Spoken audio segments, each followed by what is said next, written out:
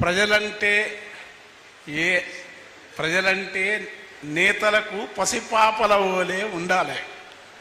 ఆ పసిపాపల కంటిల నలుసును జల్లి ఆనందిస్తే నేతలు కాదు భూతాలు.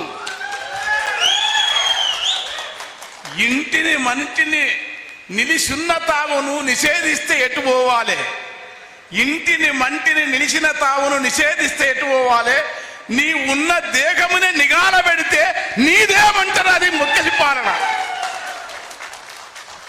అన్న, నేను సిద్దిపేట అన్న గురించి చెప్పినాను ఒకసారి. ఇప్పుడు చెరువు పాట ఉద్యమాలు అన్నిట్లో వినాం. నీటిలో చేప,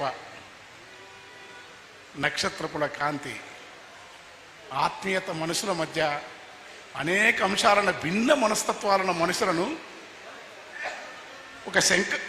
భిన్న మనస్తత్వాలను మనుషులను 90% ఒకేమైన సమాజంలో సిద్ధిపెట్టిన కాదు మనుషులను కలిపే ఒక కూడలి.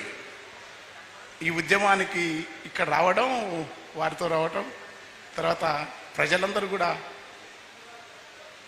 నిలకడగలిగిన ఆలోచన, సమగ్రమైన దృక్పథం. అలాంటి నేతనే వివేకన్న.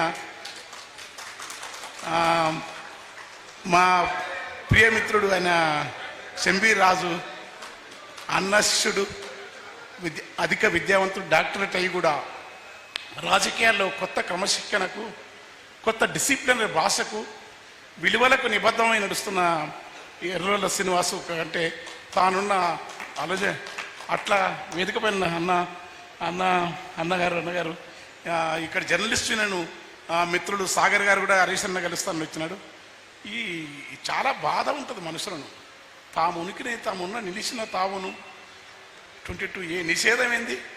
ప్రజలు నిషేధించకుండా చూసుకోండి, గుర్తుపెట్టుకోండి.